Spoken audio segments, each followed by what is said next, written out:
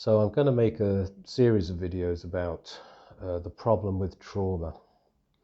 And when I use that word, I'm not talking about PTSD, just to be clear from the outset. I'm talking about the watered down, hyperbolic, highly subjective, ludicrous use of the word. And equally, I'm not talking about people's ordinary usage of the word, as in the colloquial use of the word trauma. You know, my parents came to visit this weekend and I'm traumatized. That's a joke. That's ordinary people sometimes use the word trauma to joke and deliberately inflate how difficult something was and laugh about it. That's not what I'm talking about. What I'm talking about is the clinical use of the word trauma in a way that is terribly watered down from its real meaning, which is a dangerous thing. It's causing damage to treatment services, particularly in addiction treatment. Addicted people, to talk about my own field of my own profession, addiction treatment is being damaged, I think, by an obsession with trauma. The idea that childhood trauma causes all addictions and that we must locate hidden childhood traumas before any meaningful work can be done. This is not true, and it flies in opposition to how we've traditionally done addiction treatment, which has been quite effective, notably or namely working from an abstinence-based perspective and having abstinence as the ideal, and trying to help addicted people come off of all mind-altering substances and get a life worth living. That's been the traditional approach, and over the last 10 or 15 years, harm reduction and other trauma-informed care have become two other modalities that have risen sharply, and both of them are not helpful in my view, at least not when they're taken to an extreme, which they are being now. So harm reduction would be what you see going on in San Francisco and Vancouver and Portland right now. A liberal moral agenda that's taken over drug policy in local government and is driving the proliferation of safe supply of free drugs, basically. Opioid replacement therapies like methadone, Suboxone over rehab and abstinence. Needle exchanges, which are a good thing because they stop bloodborne viruses, which are needless suffering, and safe injecting sites and things like that. So harm reduction is one wing of the kind of liberal, pathologically compassionate is what the journalist Michael Schellenberger calls it, pathologically compassionate approach to drug treatment. That's one wing of it. And then the other wing in terms of therapeutics is trauma-informed care. The idea that when you get people in treatment, they're terribly fragile, they're easily re-traumatized. All of their problems come from trauma in the first place. Therefore, the central taboo of this new secular religion, kind of Freudian religion, is not to re-traumatize. And it's really hopeless at dealing with a behavioral disorder, a terribly dangerous behavioral disorder like addiction. You know, addiction's not a sort of nice, cuddly, middle-class kind of topic of marriage therapy or something. It's not mild anxiety, it's not marital problems. It's characterized by really severe consequences. You know, if somebody's high or drunk habitually, they're more likely to injure, kill other people and themselves. So it's a whole different magnitude of severity compared to a lot of other things that might be covered in outpatient counseling. You know, it usually requires inpatient treatment and a more directive approach than other milder mental and emotional health disorders, which might benefit from, you know, active listening by a counsellor, being listened to, that kind of thing. Addiction's traditionally been treated much more directively than that, and to some extent more confrontationally, because it's characterized by denial and lying. Addicts, I am a recovering addict.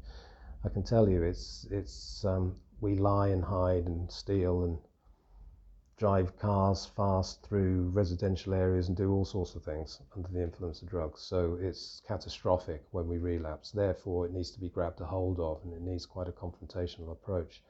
On this trauma-informed perspective, which has now captured the zeitgeist and arguably completely captured our mental health institutions, is dangerous, because, especially with regard to treating addicted people, because it is hopelessly naive and ineffectual.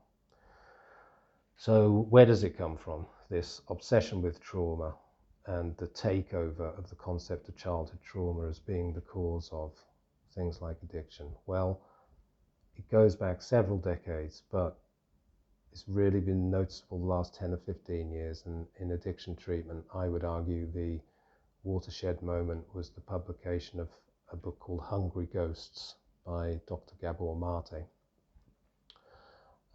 who's since gone on to become quite famous.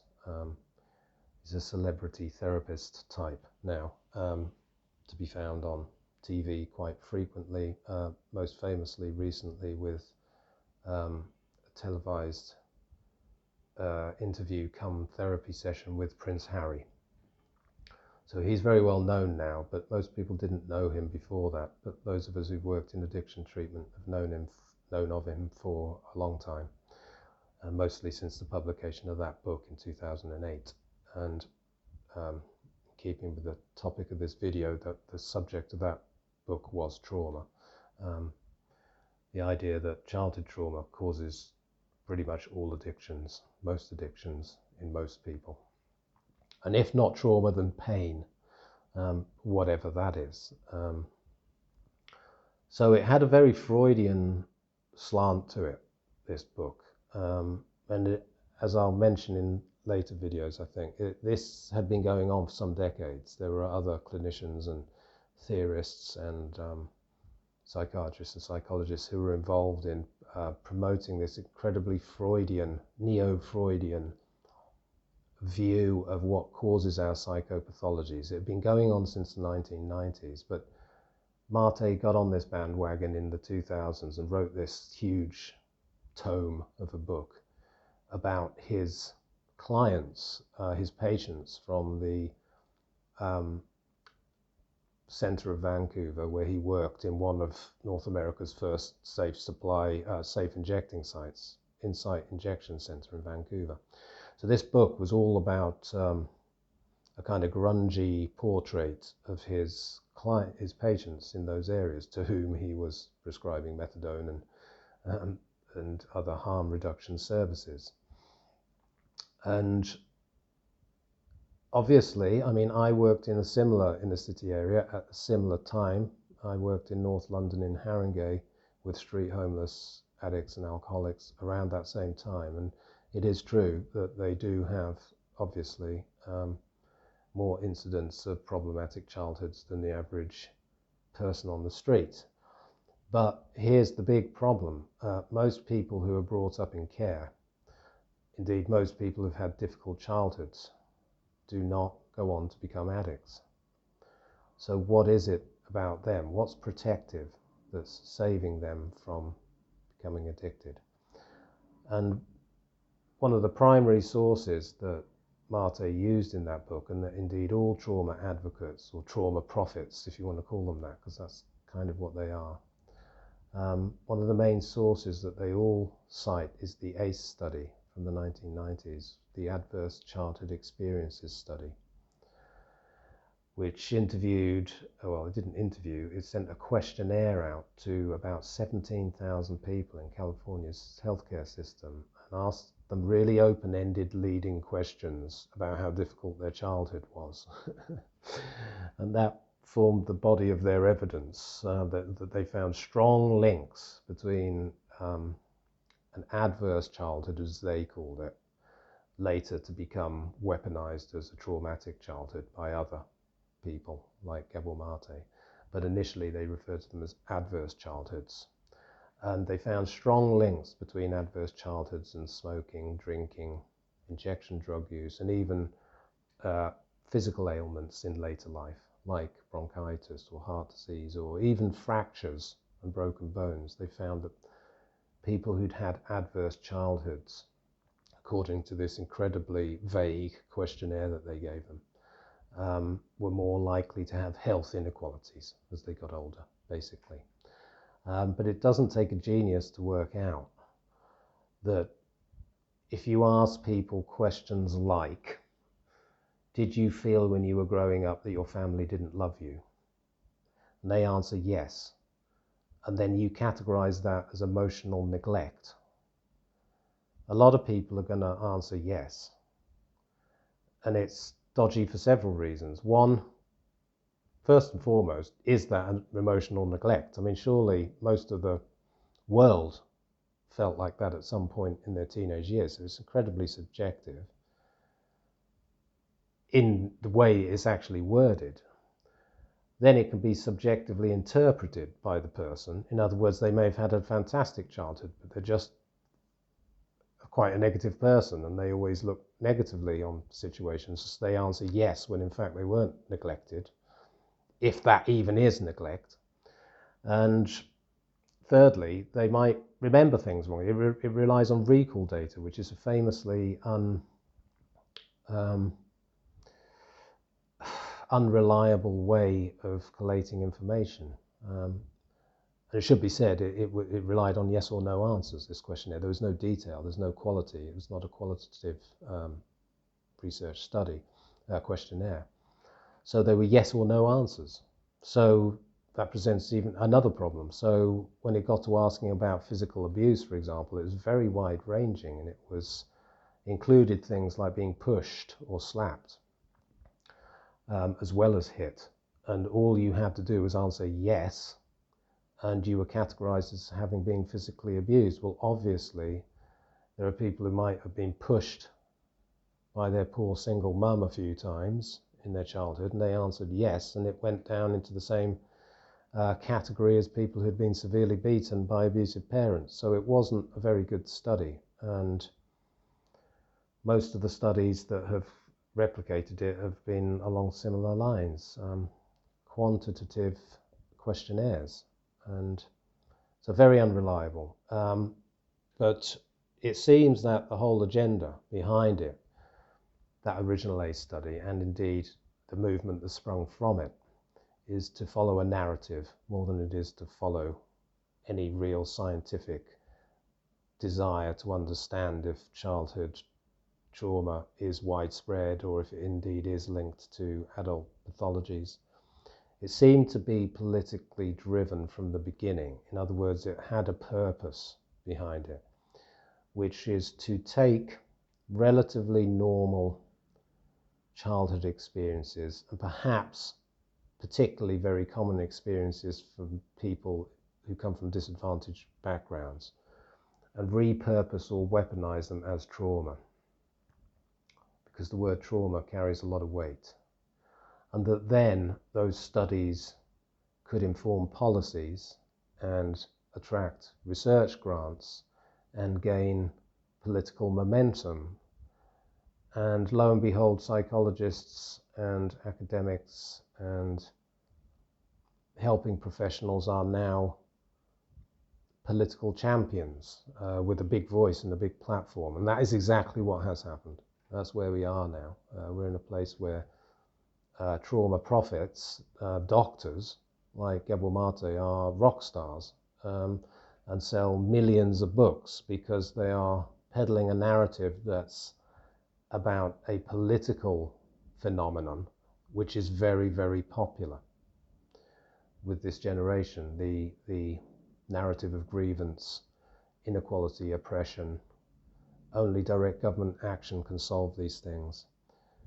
And all of this is in absolute complete contrast to traditional addiction treatment, which, as I said, came from a kind of 12-step perspective, lay-run self-help groups like Alcoholics Anonymous and Narcotics Anonymous,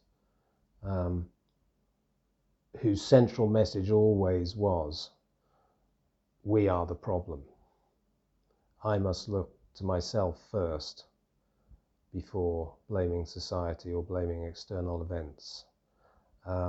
It's the very opposite, really, of Freudian mother bashing, traditional 12-step abstinence-orientated treatment, which you find not just in community support groups like AA, but also in traditionally run rehabs and places like that, and a much more confrontative approach.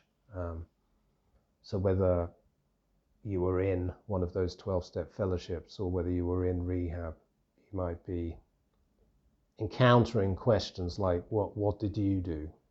How did you bring this about? Never mind that you're from a disadvantaged background. We're all addicts, we're all the same. We made bad choices, we have to change. How do we change?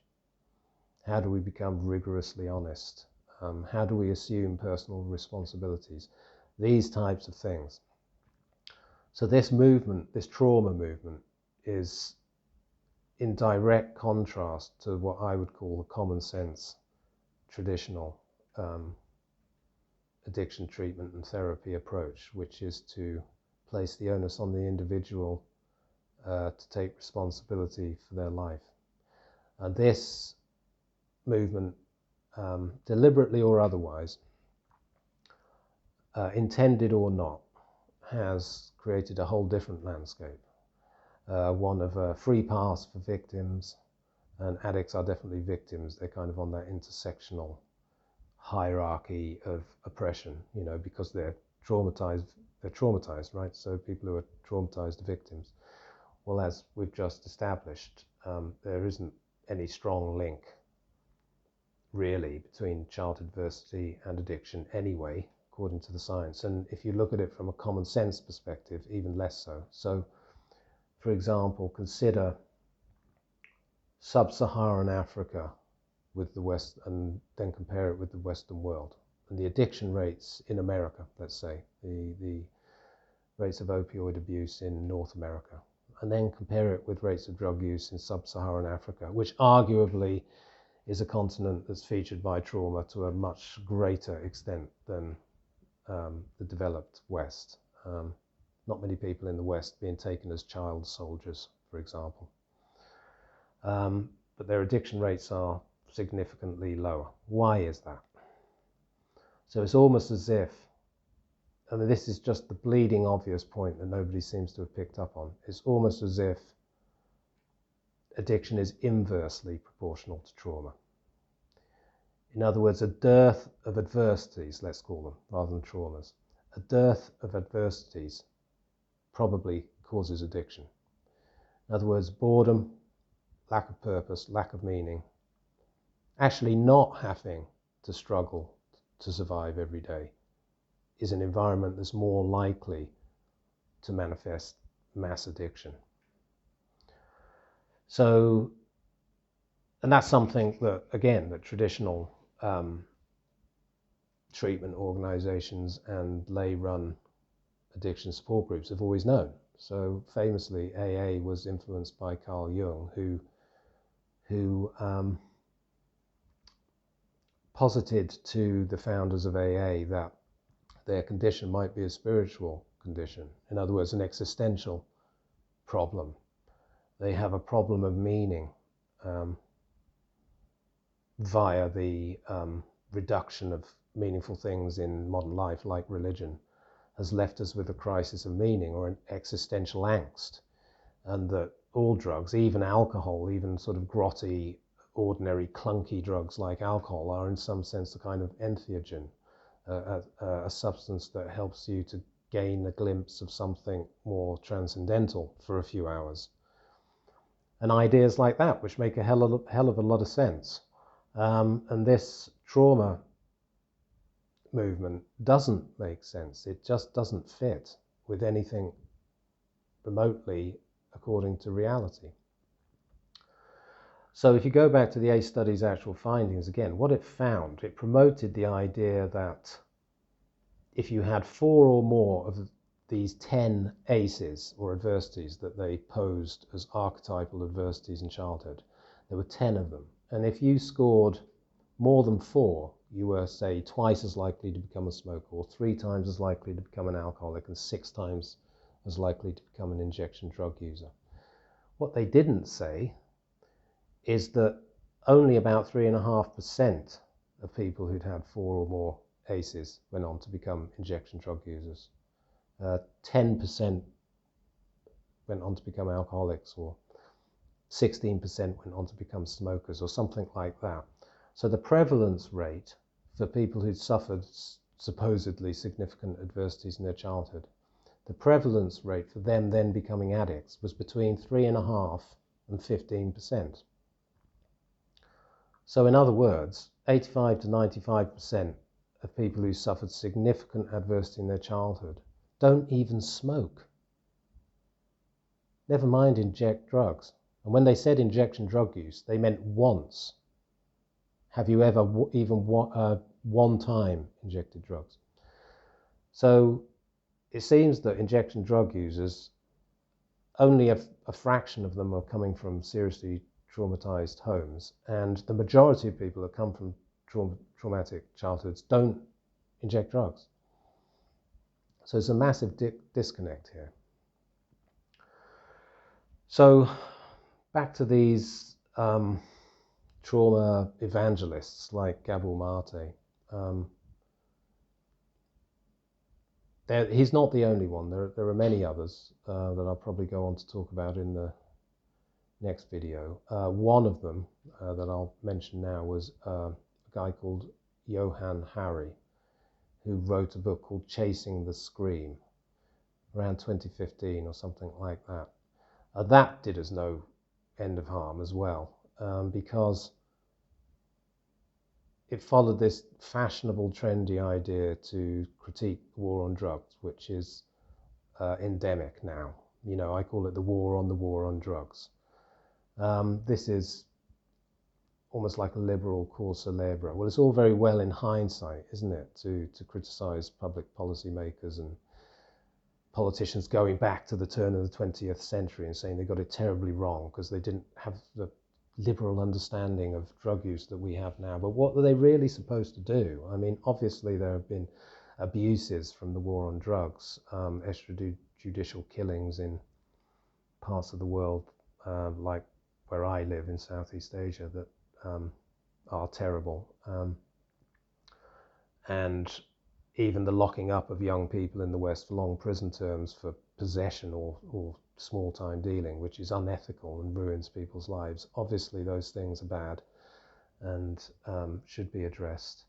But what are we really supposed to do about large-scale criminal, multinational criminal organizations that would undermine the fabric of our entire society, as we're seeing now in California and other places, with the Chinese state's probable involvement in fentanyl production and Mexican cartels running amok and so on. But Johann Hari's message in this book was that we got it all terribly wrong and we should liberalize our drug laws. Maybe not. It's a complex question. But that underneath it all, the opposite of addiction is connection. I think that was the mantra that he used to use. He had a TED talk that went viral called something like, "Everything you know about addiction is wrong." In other words, it's caused by childhood trauma and lack of connection, or whatever that means. So the same message that Gabor Mate has been promoting, and numerous other uber liberal, uber progressive, borderline Marxist, in fact fully Marxist, healthcare practitioners or journalists and so on. The idea that childhood trauma is really what we should be looking for. And I'd say the opposite. I'd say everything you know about addiction is probably right. It's caused by drugs. It's caused by drug dealers. It is caused by disadvantaged backgrounds, but I'd say more by unemployment than by childhood abuse even, really. It is caused by inner city issues, but not the ones that they're talking about.